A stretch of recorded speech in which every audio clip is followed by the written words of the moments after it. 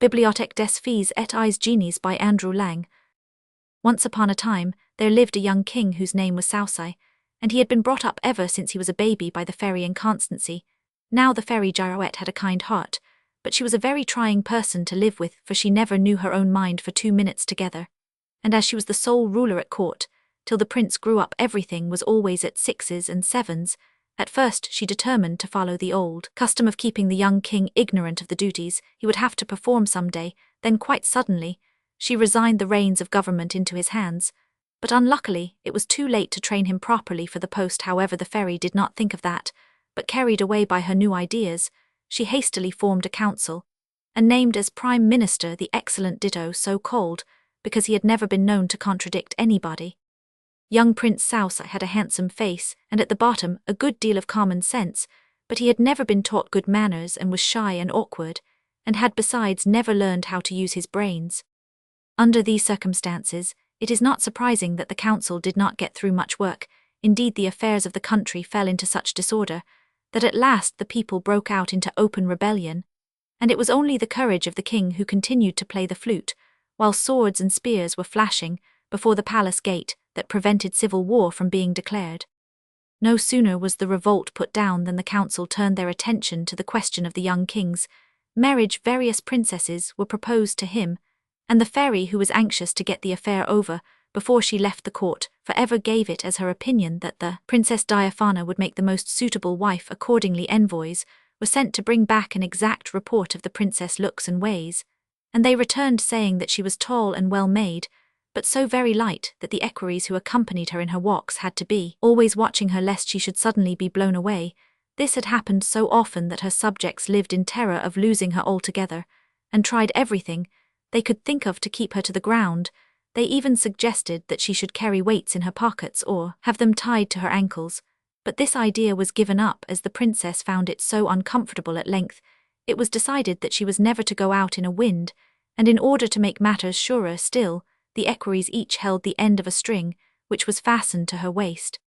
The council talked over this report for some days, and then the king made up his mind that he would judge for himself, and pretend to be his own ambassador. This plan was by no means new, but it had often succeeded, and anyhow they could think of nothing better. Such a splendid embassy had never before been seen in any country. The kingdom was left in the charge of the Prime Minister, who answered ditto to everything. But the choice was better than it seemed, for the worthy man was much beloved by the people, as he agreed with all they said, and they left him feeling very pleased with themselves and their own wisdom. When the king arrived at Diaphana's court, he found a magnificent reception awaiting him, for though they pretended not to know who he was, secrets like this are never hidden now. The young king had a great dislike to long ceremonies, so he proposed that his second interview with the princess should take place in the garden. The princess made some difficulties, but as the weather was lovely and very still, she at last consented to the king's wishes. But no sooner had they finished their first bows and curtsies than a slight breeze sprung up and began to sway the princess, whose equerries had retired out of respect. The king went forward to steady her, but the wind that he caused only drove her further away from him. He rushed after her, exclaiming, "Oh, princess, are you really running away from me?" "Good gracious, no," she replied, "run a little quicker, and you will be able to stop me, and I shall be forever grateful. That is what comes of talking in a garden," she added in disgust, as if one wasn't much better in a room that was tightly closed all round. The king ran as fast as he could, but the wind ran faster still, and in a moment the princess was whirled to the bottom of the garden, which was bounded by a ditch. She cleared it like a bird, and the king, who was obliged to stop short at the edge, saw the lovely Diaphana flying over the plain, sometimes driven to the right, sometimes to the left, till at last she vanished out of sight.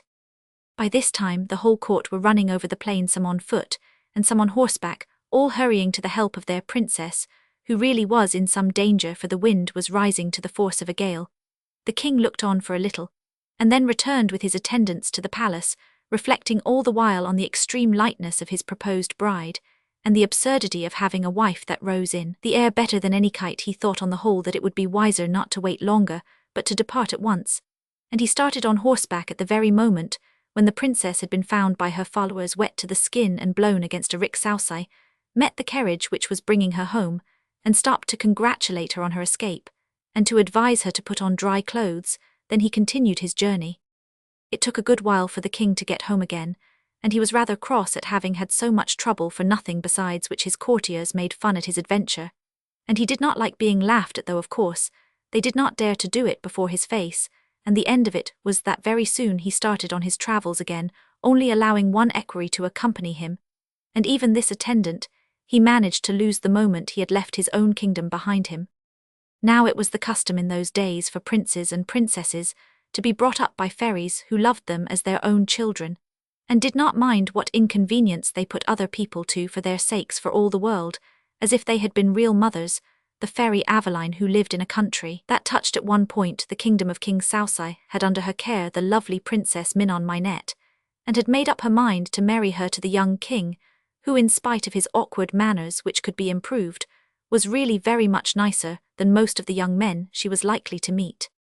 So Aveline made her preparations accordingly, and began by arranging that the equerry should lose himself in the forest, after which she took away the king's sword and his horse, while he lay asleep under a tree. Her reason for this was that she felt persuaded that finding himself suddenly alone, and robbed of everything, the king would hide his real birth, and would have to fall back on his powers of pleasing like other men, which would be much better for him. When the king awoke and found that the tree to which he had tied his horse had its lowest branch broken, and that nothing living was in sight, he was much dismayed, and sought high and low for his lost treasure, but all in vain. After a time, he began to get hungry, so he decided that he had better try to find his way out of the forest, and perhaps he might have a chance of getting something to eat. He had only gone a few steps when he met Aveline, who had taken the shape of an old woman with a heavy bundle of faggots on her back. She staggered along the path and almost fell at his feet, and Saus, afraid that she might have hurt herself, picked her up and set her on her feet again before passing on his way, but he was not to be let off so easy. "What about my bundle?" cried the old woman. "Where is your politeness? Really, you seem to have been very nicely brought up. What have they taught you?" "Taught me nothing," replied he. "I can well believe it," she said. "You don't know even how to pick up a bundle. Oh, you can come near. I am cleverer than you, and know how to pick up a bundle very well." The king blushed at her words, which he felt had a great deal of truth in them, and took up the bundle meekly. Aveline, delighted at the success of her first experiment, hobbled along after him, chattering all the while as old women do. "I wish," she said, "that all kings had done as much once in their lives. Then they would know what a lot of trouble it takes to get wood for their fires." Sausai felt this to be true, and was sorry for the old woman. "Where are we going to?" asked he. "To the castle of the White Demon, and if you are in want of work, I will find you something to do." "But I can't do anything," he said, "except carry a bundle, and I shan't earn much by that." "Oh, you are learning," replied the old woman, "and it isn't bad for a first lesson." But the king was paying very little attention to her, for he was rather cross and very tired. Indeed, he felt that he really could not carry the bundle any further, and was about to lay it down when up came a young maiden more beautiful than the day, and covered with precious stones. She ran to them, exclaiming to the old woman, "Oh, you poor thing, I was just coming after you to see if I could help you." "Here is a young man," replied the old woman, "who will be quite ready to give you up the bundle. You see, he does not look as if he enjoyed carrying it." "Will you let me take it, sir?" she asked. But the king felt ashamed of himself, and held on to it tightly, while the presence of the princess put him in a better temper. So they all travelled together till they arrived at a very ordinary-looking house, which Aveline pointed out as the castle of the White Demon, and told the king that he might put down his bundle in the courtyard. The young man was terribly afraid of being recognized by someone in this strange position, and would have turned on his heel and gone away had it not been for the thought of Minon Minette still.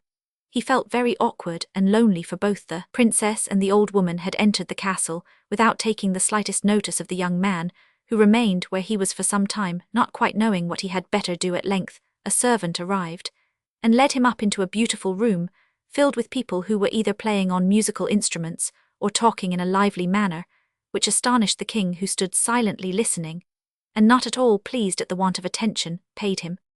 Matters went on this way for some time. Every day the king fell more and more in love with Minon Minette, and every day the princess seemed more and more taken up with other people. At last, in despair, the prince sought out the old woman to try to get some advice from her as to his conduct, or anyway, to have the pleasure of talking about Minon Minette. He found her spinning in an underground chamber, but quite ready to tell him all he wanted to know in answer to his questions. He learned that in order to win the hand of the princess, it was not enough to be born a prince, for she would marry nobody who had not proved himself faithful, and had besides all those talents and accomplishments which help to make people happy.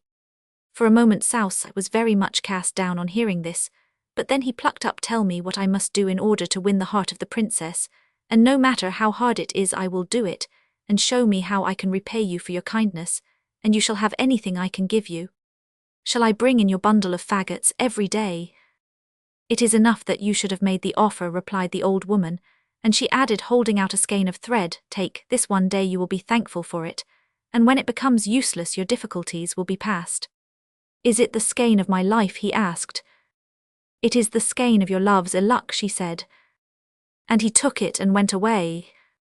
Now the fairy Girouette, who had brought up Sousa, had an old friend called Grimace. The protectress of Prince Flute. Grimace often talked over the young prince's affairs with Girouette, and when she decided that he was old enough to govern his own kingdom, consulted Girouette as to a suitable wife. Girouette, who never stopped to think or to make inquiries, drew such a delightful picture of Minon Minette that Grimace determined to spare no pains to bring about the marriage, and accordingly Flute was presented at court.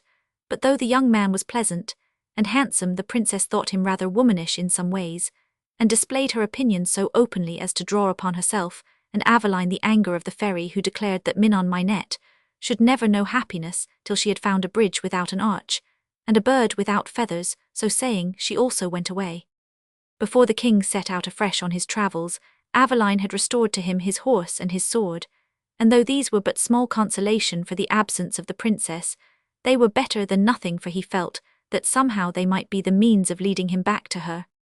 After crossing several deserts, the king arrived at length in a country that seemed inhabited, but the instant he stepped over the border he was seized and flung into chains, and dragged at once to the capital.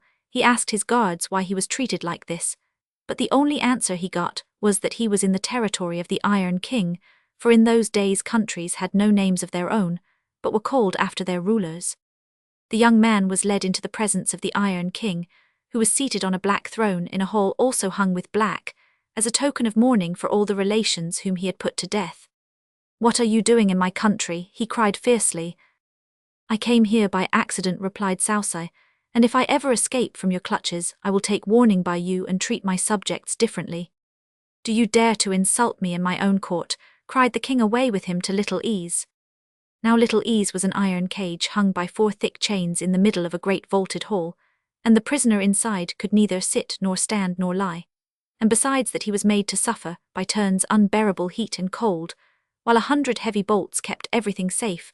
Girouette, whose business it was to see after Sousa, had forgotten his existence in the excitement of some new idea, and he would not have been alive long to trouble anybody if Aveline had not come to the rescue and whispered in his ear, and the skein of thread he took it up obediently, though he did not see how it would help him, but he tied it round one of the iron bars of his cage, which seemed the only thing he could do, and gave a pull. To his surprise, the bar gave way at once, and he found he could break it into 1,000 pieces. After this, it did not take him long to get out of his cage, or to treat the closely barred windows of the hall in the same manner. But even after he had done all this, freedom appeared as far from him as ever, for between him and the open country was a high wall, and so smooth that not even a monkey could climb it. Then Sousa's heart died within him. He saw nothing for it but to submit to some horrible death, but he determined that the Iron King should not profit more than he could help, and flung his precious thread into the air, saying, as he did so, "O fairy, my misfortunes are greater than your power. I am grateful for your goodwill, but take back your gift." The fairy had pity on his youth and want of faith, and took care that one end of the thread remained in his hand. He suddenly felt a jerk, and saw that the thread must have caught on something, and this thought filled him with the daring that is born of despair. Better, he said to himself, trust to a thread than to the mercies of a king, and gliding down, he found himself safe on the other side of the wall. Then he rolled up the thread and put it carefully into his pocket, breathing silent thanks to the fairy. Now Minon Minette had been kept informed by Aveline of the prince's adventures, and when she heard of the way in which he had been treated by the Iron King, she became furious and began to prepare for war. She made her plans with all the secrecy she could, but when great armies are collected, people are apt to suspect a storm is brewing, and of course it is very difficult to keep anything hidden from fairy godmothers. Anyway, Grimace soon heard of it, and as she had never forgiven Minon Minette for refusing Prince Flute, she felt that here was her chance of revenge. Up to this time, Aveline had been able to put a stop to many of Grimace's spiteful tricks, and to keep guard over Minon Minette, but she had no power over anything that happened at a distance.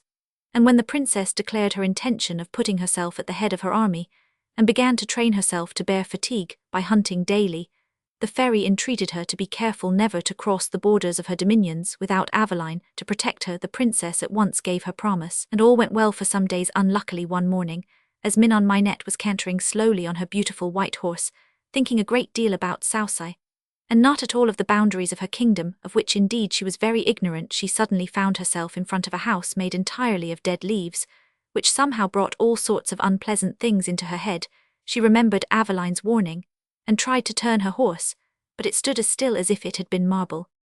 Then the princess felt that she was slowly and against her will being dragged to the ground. She shrieked and clung tightly to the saddle, but it was all in vain. She longed to fly, but something outside herself proved too strong for her, and she was forced to take the path that led to the house of dead leaves. Scarcely had her feet touched the threshold than Grimace appeared. So here you are at last, Minon Minette. I have been watching for you a long time, and my trap was ready for you from the beginning. Come here, my darling. I will teach you to make war on my friends. Things won't turn out exactly as you fancied. What you have got to do now is to go on your knees to the king and crave his pardon, and before he consents to peace you will have to implore him to grant you the favor of becoming his wife. Meanwhile you will have to be my servant.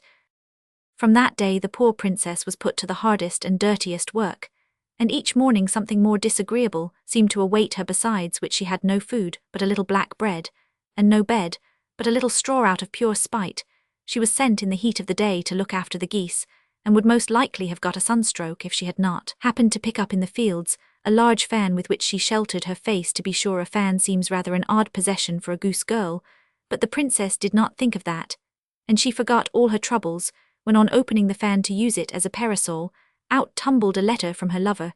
Then she felt sure that the fairy had not forgotten her, and took heart.